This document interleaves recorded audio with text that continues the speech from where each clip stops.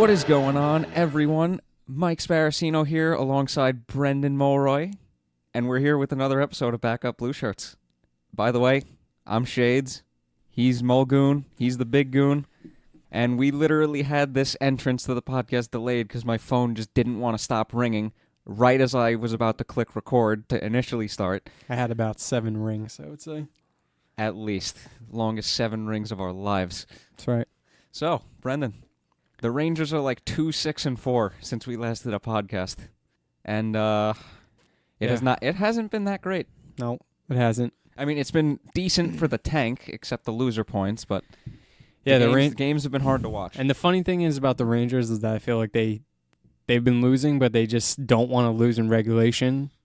And it's like I feel like if they honestly won a lot of those games that went to overtime, I honestly feel like they probably could have made a shot. Not that a lot of people want to see them make the playoffs, but I'm talking about over the last 16 games. I feel like how many of them went to a decent amount. Yeah, there had to be a lot of them that went to overtime. I mean, at least half of them were in overtime. At least 4 or 5. I mean, there were so many of them. I felt like every other night I watched them, it was in overtime. And it's like now with the game against Toronto the other night, which they just somehow managed to win, which is just hilarious. Georgiev, you want to know why they won? Because I was out to dinner and was not able to watch. That's why they won. Yeah, Georgiev with another, I think he had 45 saves that game, but he's been the reason why that him and Lundqvist, well, mostly him actually, because he's really been playing more than Hank, but lately, yeah. He's literally been the only reason that half of those games went to overtime. So, I mean, it's like the Rangers are trying to tank, but Georgiev's like, no. Yeah, I love how... Hold up, I got to get traded, so I got to play like a god. Yeah, like Talbot and Ranta. Yeah, exactly.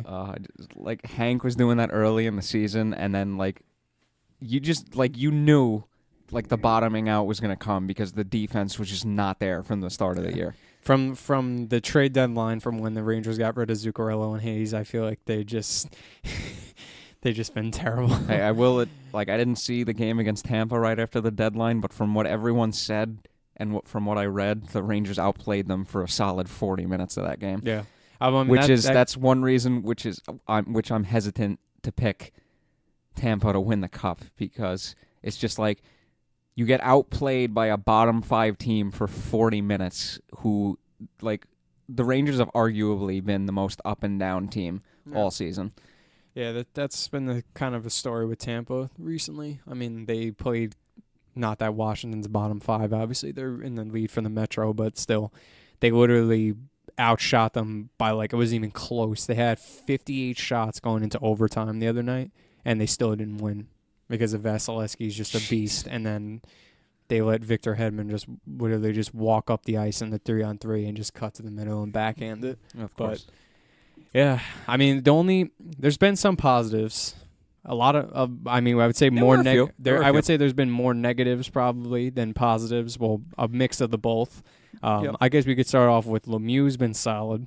Yeah, actually, no, I've liked his game. He's provided been really a good. certain spark that we didn't have prior to the deadline. I mean, and also, Neves has been pretty solid also.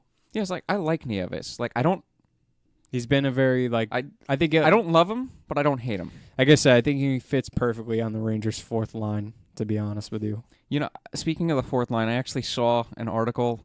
I didn't even read it because the name of the article was so stupid. It was David Quinn has failed to develop a 4th line, and I'm just like, this team arguably hasn't played 12 NHL forwards this year, so why are you even going there? Yeah. First of all, what does it even matter at this point? Especially these last couple games, and that brings us around to a negative that we want. The injuries obviously have been a negative. Hayek comes up every year. He played great for about 4 games, scores a goal, 4 or 5. Then he gets separated shoulder, which was an absolute snipe. Is that what you were going to say? Yes, that goal was a snipe. Yeah, and then he gets the next play, literally separates his shoulder behind the net. That's literally our luck right there. So that sucks, considering he looks like he was going to be pretty good.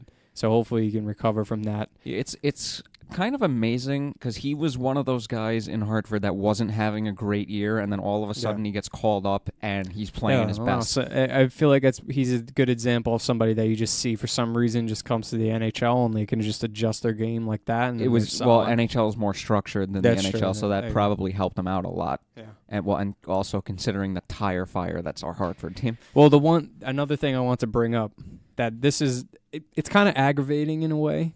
It's like we knew that Kreider was hurt for a while, and they knew he had an injury. I think it was in his groin. Quinn was saying. I think so. And it's like if you knew Kreider was injured, don't play why him. were you even playing him? Don't. Play I don't him understand in that. What you already knew was a lost season. Like I didn't understand that. Like they were playing Kreider, force him to play, and then obviously over that span that we were talking about. I mean, his production is he's been non-existent. Oh, I wonder why? Because he's been hurt. Same thing with Jesper Foss. Not that he was playing like a beast earlier in the year, but I mean, it was the same thing with him. Like he hasn't practiced in 2-3 months. Why are you even playing him? Makes no sense. Like they have. What are they playing for at this point? I don't understand. It's another strike against our medical team. I just don't that's what it is. That part of that I didn't understand. I mean, at this point, you might as well just let the young guys play at this point, especially now. I mean, the Rangers won the other night, but that was the official mark of them not being able to make it into the playoffs, which obviously we knew that was coming for months now, but still. You know, Rick brought this up last episode. He's like, remember how he was talking about he used to count down how many periods were left in the season? Yeah. I'm surprised I haven't gotten to that point yet. Yeah, that's true. That's what it's almost come down to. But, I mean, it's hard for us to watch. The only reason I have any interest in watching any of these Rangers games that are remaining is because our division is just so tight that the Rangers can actually be a spoiler in a sense, depending on who they play. I know we have Pittsburgh tonight, but I haven't seen the rest of the... They can disrupt seeding. For sure. They can disrupt seeding. And I think they might play hard depending on who they play. Like, I think that plays into it. Like, if you're like, if you don't like a certain team, you're like, you know what, screw them. I want to mess their seeding up for the playoffs. Almost worked with Tampa. Not. We got Boston this week also, right? We're playing them on Wednesday, I believe. So yes, sir. Maybe I do know more. And then we're playing St. Louis Friday, which I'm going to be there. Oh, nice. My perfect record already ended this season, so it's not like that matters. Yeah, it doesn't. So you guys don't have to buy Shade season tickets anymore. So close. So close. But that's where we're kind of at with the Rangers. I mean, I don't even think there's really much more to say. Obviously, the top line production has gone down. Take Zuccarello out of that line. I mean, take Zuccarello out. Kreider's hurt. Injured. And then Zibanejad literally just has nobody to play with now, so kinda can't blame him on that front. I mean, actually, you want to know? Now's a good time to bring this up. The thing that describes the Rangers season when they were in the shootout against the Capitals and Georgiev just throws his stick. I think that one play perfectly sums up this season. Yeah, that's true. And that was actually another game where they had no business going to a shootout in the first place. Georgiev just played like an absolute machine. Well, anyway, that was like a rough. Well, actually, no. The week before that was the game that was a 6-5 game. But that was another game where I feel like the Rangers really had no business even being in the game. And I mean, and to tie it into the rest of the league, we were talking about it, and obviously our Metropolitan Division is getting ridiculously tight right now. I feel like every other day, literally, the positioning's changing on who's first. I mean, Washington looks like they might take the King. I don't know. It's tough. Don't want to talk smack about the Islanders, but I just want to admit, like, I'm just pointing out a fact right now. They were first in the division with a pretty handy lead for over half the season. Mm-hmm. And a couple nights ago, they were like 4 points back of the division lead. And I'm like, okay, either they're not playing well or Washington stepped their game up. And then I do some research.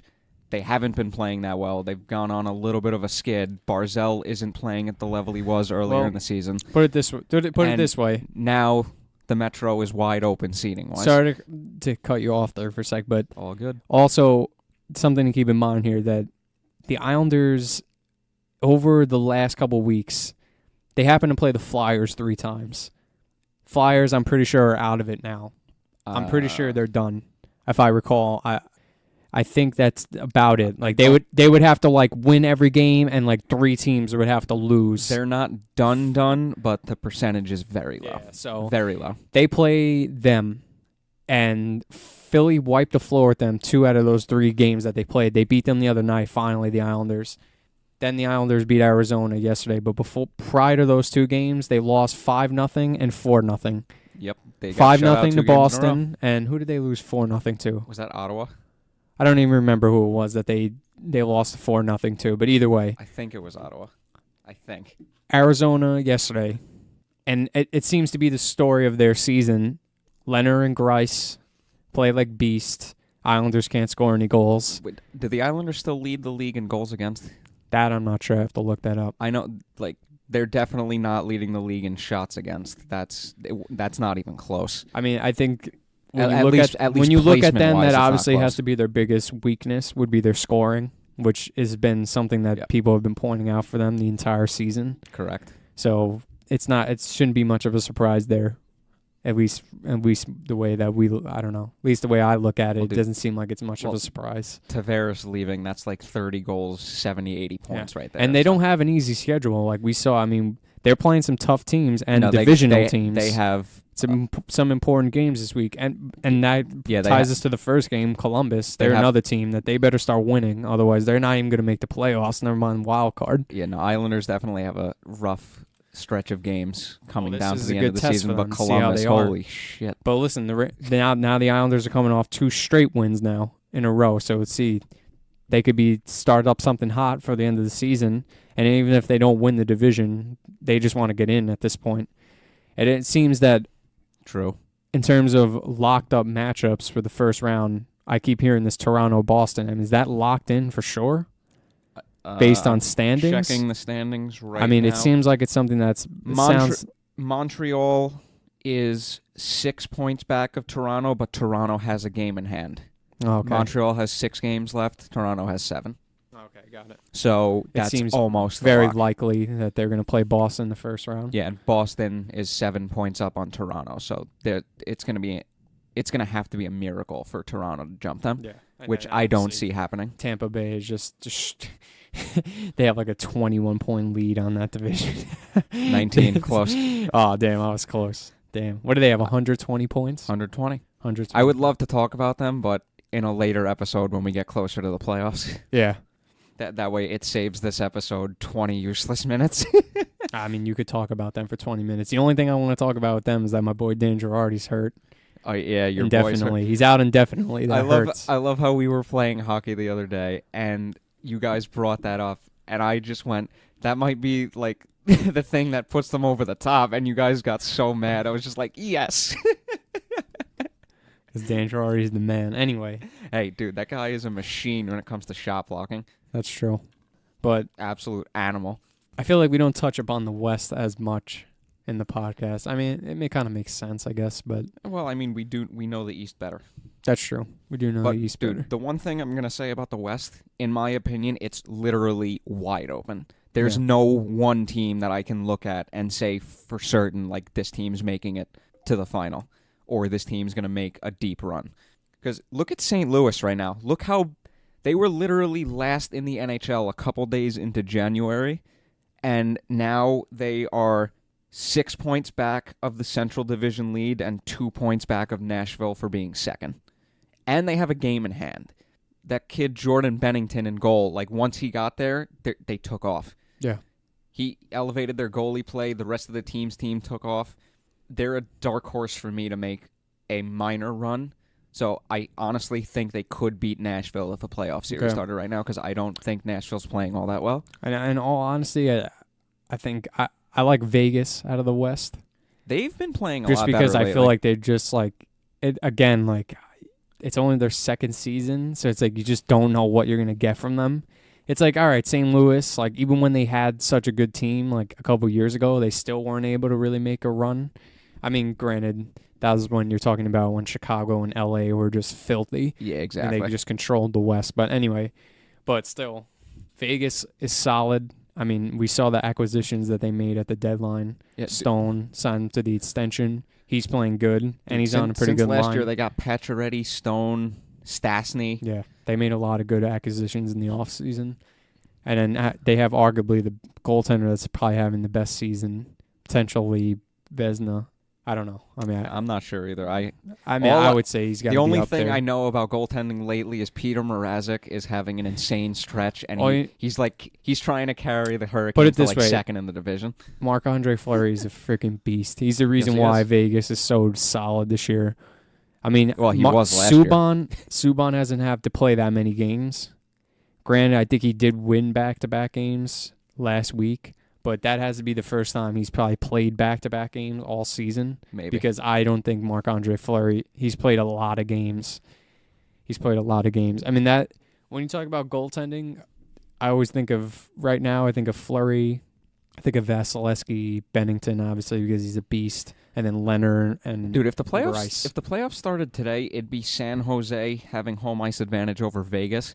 I like that series. That series legitimately could go either way because Vegas has not been good at home this season, which is a complete 180 from last season. Yeah. That might be an advantage to them and starting a series. We were talking in about San Jose. I mean, they have a lot of depth, I think, on offense. They have so many guys that I feel like you just don't even like. Don't sleep on them. The only reason people are sleeping on them is because of Martin Jones. I was going to bring that up. Sorry. I got Chase emailing me in the middle of a podcast. I mean, come on. I don't need to worry about Maserati offer. I can't afford a Maserati for Christ's sakes. But now I forgot what I was talking about Martin Jones. I was going to say, that's probably the only thing that I would have said about them. Can Martin Jones bring him? Then again, he already had brought him to the Cup, and he was pretty solid. 2016. No, he was solid that entire season. But that is actually one thing I always forget about San Jose. I feel like it's just so random. Like they have Martin Jones in goalie. I honestly like how, not to say that he's not good. It's just so random with all that star power that they have. But another thing to bring up for them though is that you have Pavelski's having probably one of his best. He's having probably his best season. Dude, honestly, arguably one of his best seasons in at least recent time and also in his career. Dude, Pavelski's one of my favorite American players behind Patty Kane, of course. He has 30-plus goals. I know that as a fact. I'm going to look up about how many he actually has because I swore the other day that I heard... Dude, in my opinion, he's still the best in the league at deflections. He has hands down. He's probably the best in front of the net. That's right. I was going to say 38, but I'm glad I looked it up because he has 37. They want to give him an extra one. You were close. Give him an extra one that he has, but 37. He's got 72 games played. He's got 37 goals, 26 assists, 63 points. That's pretty filthy.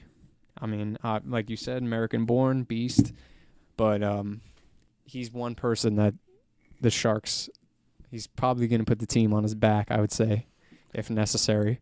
Well, he did until the finals that year. That's true. That dude, you never know when it comes to playoffs. That is you true. Literally never know. That's right.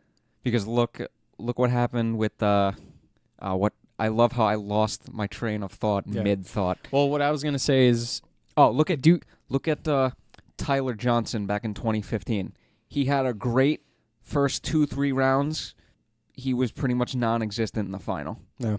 Well, granted, he was playing injured, but still, just look at literally Tampa Bay. Never know. Game 6 and 7 of Eastern Conference Finals against Washington. Literally, they got shut out back-to-back games. You want to talk about just not showing up to a game. Holtby, though, played out of his mind. Yeah, that's true. He played out of his mind. Yeah, and he's also still playing out of his mind for Washington. I honestly, teams coming out of the East, the East is kind of open, too. I mean, when I think of top 3 teams to come out of the East, I mean, I would probably say Tampa Bay is obviously going to be one. Boston, Washington also. I mean, I would say those 3 are pretty up there. I mean, Tampa Bay, in my opinion, those are the 3 best teams in the East. It's hard to we've seen what Tampa Bay was capable of. I mean, this year they're just on a whole other. They are just they're on a whole nother level. And winning. Kucherov the funny is on thing a whole is that level. They're winning games, but they're not even they're not playing dominant that good of hockey in certain games, and they still end up winning 4-1. And that just, we were talking about this on earlier episodes of the podcast, and they have a thing with them, and this is always kind of a funny thing I mean, funny when you're not a Tampa Bay fan, but it was like get into the playoffs and then Ben Bishop would get hurt and then they would lose. And it was like every year you were like wondering when Ben Bishop was going to get hurt in the playoffs for Tampa to lose. And now it's like, obviously they don't have Ben Bishop anymore, but Vasilevsky. They have a better goalie. Now they have Vasilevsky, and then they also have Domingue as backup. So if Vasilevsky goes down, like I feel like Tampa Bay feels pretty confident that Domingue is solid. I mean, his record is obviously filthy because he's playing on Tampa Bay, and they score like 800 goals a game. But I think one thing I would say that they have over a lot more teams in the East is their power play. I mean, Boston has a pretty good power play too, but I mean, if I had to take a team's power play that's going to score a goal in the playoffs, I'm going to go with Tampa Bay. Oh, yeah, I think that could be a reason why they would go far in the playoffs, because if they have a lot of guys that are going to make you take penalties, do I even need to name them? I think we all know who's on Tampa Bay, but I can go through the whole lineup. They can all draw penalties. You could literally make 2 first power play units out of that. Yeah, out of that lineup. It's insane. So that's one thing that I like. I mean, it's kind of like a generic thing to say, but Tampa Bay's power play is filthy. Mm-hmm. And when you look at, after all, this is a Rangers podcast, so I'm going to bring the Rangers up. But when you look at the Rangers back in the playoffs, like if the Rangers literally could have just scored a power play goal in 2014, they would have won the Stanley Cup in like a landslide. They suck so bad on the power play during that whole entire playoff run. Like, even in 2015, like if they literally could just score a goal on the power play, they would have won the Stanley Cup both years. Well, if they would have showed up, sucked.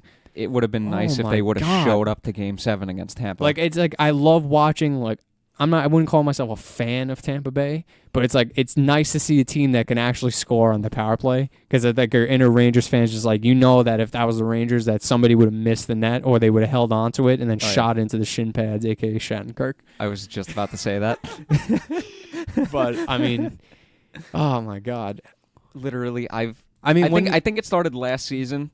I've started calling the Rangers power play the waste of time play. Yeah, it's a complete waste of time. But they don't shoot the puck. It's just like, how do you expect to score on the power play when you're not shooting? I do want to talk about the West for a second though, because go ahead. Although it is a mix-up, I still think it's interesting, like in the fact that right now the East and the West wild card picture is kind of just like wide open, and I'm just saying this right now. Not a single wild card team is making the second round. I honestly really want Arizona to make the playoffs so badly. And of course, they had to lose to the Islanders yesterday, and they only lost that game because I watched it, and I hate the Islanders so much that I just had negative energy on the game.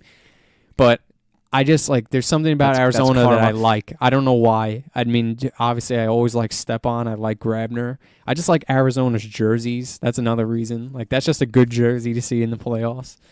I like their jerseys a little bit. I mean, but another team, though, that I would say could make a potential run this year also is Calgary, because they could. Calgary. It's going to depend on if their production and goaltending can stay up to par. Johnny Ham and Cheese, Johnny Gaudreau. Johnny Ham and Cheese. This guy's a beast. Guy is a machine. You're right. He does eat ham and cheese before every game, doesn't he? I don't know. I just heard somebody else call him Johnny Ham and Cheese the other day. I think it was Spin Chicklets podcast. I called him Ham and Cheese, and I just thought that was hilarious. So I was like, screw it. I'm going to call him Johnny Ham and Cheese. I could have sworn I saw something. Maybe that's why. Maybe that is. Now I've got to look that up after the podcast. But he's still nasty. Kachuk's also having a really good year, too. Yes, he is. Absolutely. What did you wanted to bring up some stuff, just more fun stuff, I would say, more than serious. Yeah, okay. A couple of funny things that we just happened to find in the last like week or so that we want to talk about. So enough playoff talk. It's a little bit further back than that, but still we need to bring this up. Remember when the Rangers played Dallas in Dallas right after the Zook trade, and the media was asking and talking to Zook? And just they asked him about like Zibanejad. Oh, yeah, that's like, right. Yeah, he FaceTimes me every day like I'm his boyfriend. Oh, that was great. Clowns. Love it. And then Tortorella's comments on the shootout, just play 3-on-3 until the other team dies. Yeah. Yeah. Dude, like he said it so serious. You know what, honestly though, like sometimes the shootout is kind of like, I don't know whether I hate the 3-on-3 because sometimes like I hate 3-on-3.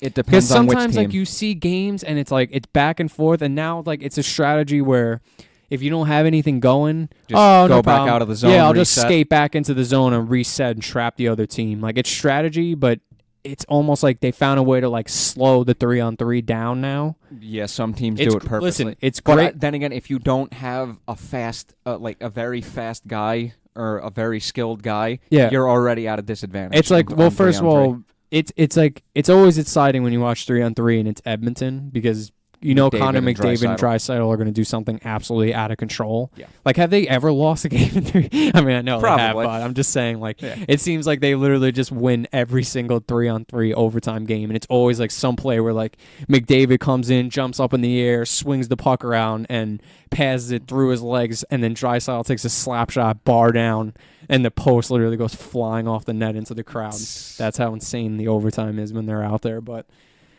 oh my God, Dude, that wasn't a lot to say in one breath. But Hey, you did it though. You pushed through it.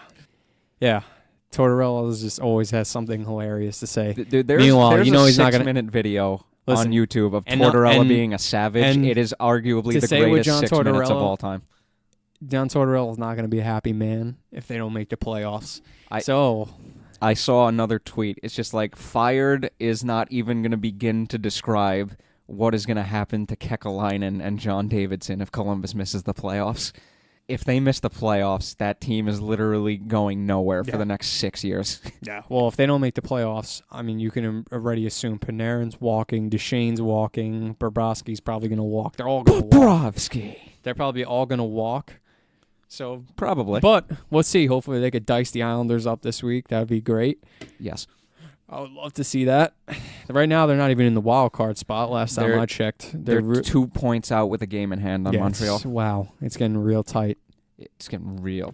Like, they're teetering with death, almost literally. And what was the last thing that you wanted? There was one other thing you wanted to bring up with Ottawa. Oh, yeah. Melnick, hold up. I got to find the pic on my phone first. But he said something along the lines of... Yeah, he was talking about the Toronto Maple Leafs rebuild, and he was saying that they forgot about defense. Literally, they forgot about defense. The funny... Two things. And I'm going to be on both sides of the argument here. One, your team is awful.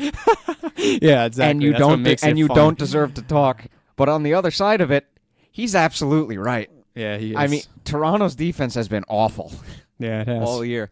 And our boy Liam, he literally even said Muzzin's been terrible since they got him. Yeah.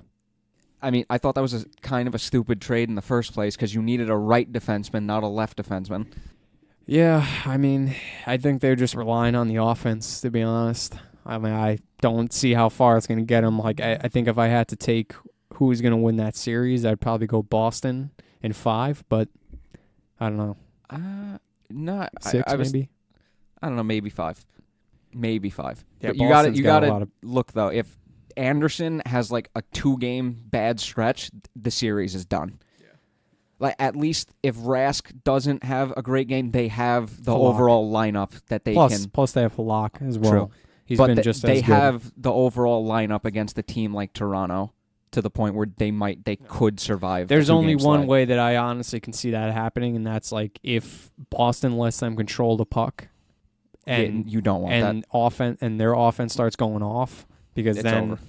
like if I think that's one thing with Toronto. If I think they like to control that puck a lot, and I think it almost puts the pressure off the defense.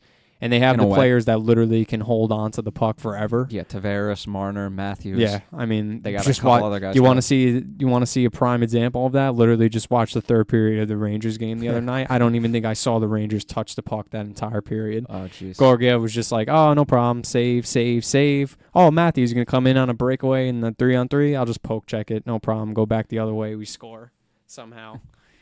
I saw the highlight. I was just like, I was confused because I was just like, so we beat Toronto, but we get killed like the last 5 games before that.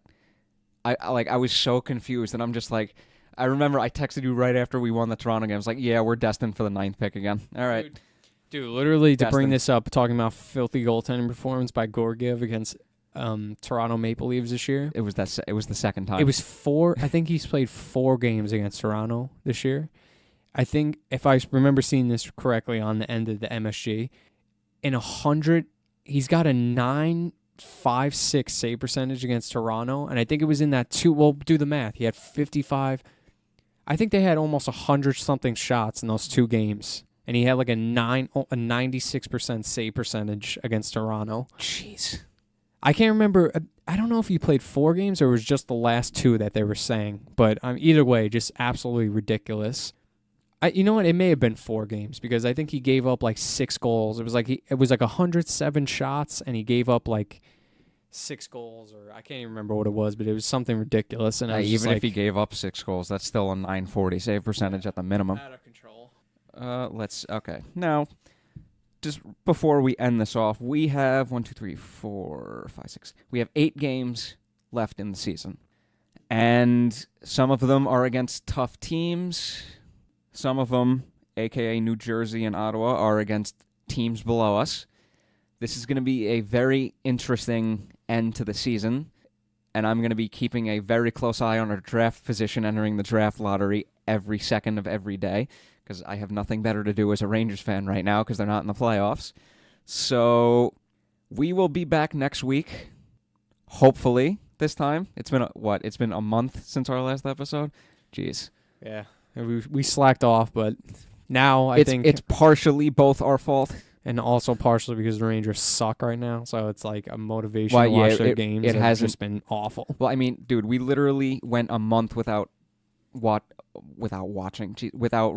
an episode, and this is going to be our shortest episode by like 20 minutes. So yeah, and that's mostly because we're going to play hockey in about 10 minutes, so we're just kind of that too. has a lot and to do with just it. Like, what's the point of going in depth on losses where we know? Yeah, we what already the team went is at this point. We already went in depth on so many games of the season. It's literally just It's pointless. the same crap at over this and point, over it's again. pointless because we're playing for a better shot at a high Definitely. draft pick than the playoffs. But I will like to do. We would definitely want to do an episode, probably before the end of these games, but absolutely. definitely before the playoffs for sure. Where we can do like a breakdown of the series for sure. I'm looking forward to that episode. We definitely want to do that. But yeah, Hey, hopefully there's going to be more set playoff matches by the time next week. Hopefully.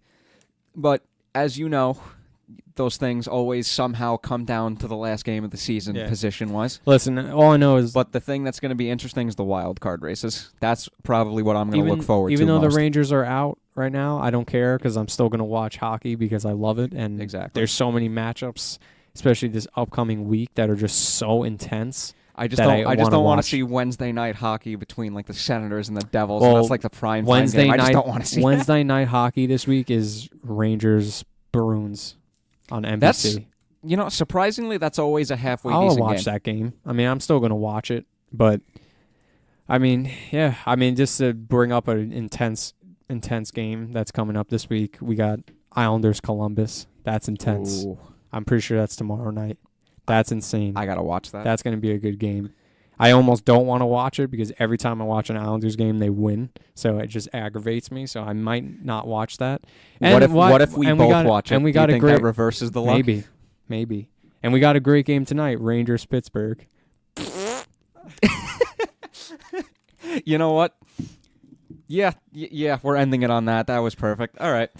So this has been Backup Blue Shirts. What is this, episode 10? Yep, this is a JT Miller episode. JT Miller. Dedicate this one to JT Miller. We'll dedicate this one to JT Miller. All right. So thank you very much for listening. If you enjoyed, please follow us on Twitter at Backup Blue Pod, at Backup Blue Pod, and also speaking to the mic.